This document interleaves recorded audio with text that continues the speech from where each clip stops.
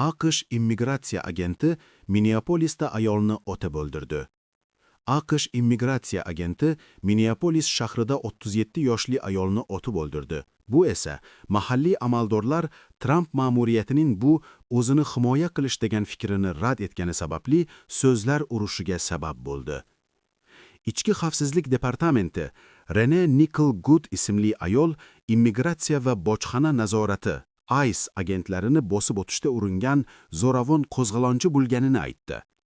Ammo Minneapolis meri Jacob Frey bu agentning hokimiyatdan beparvolik bilan foydalangani va natijada kimdir o'lgan dedi va ICE rasmiylariga shaharni tark etishni haqoratli so'zlar bilan aytdi. Oq uyning noqonuniy immigratsiyaga qarshi kurash choralari doirasida yuzlab ICE agentlari Minnesota shtatining Minneapolis shahriga joylashtirildi.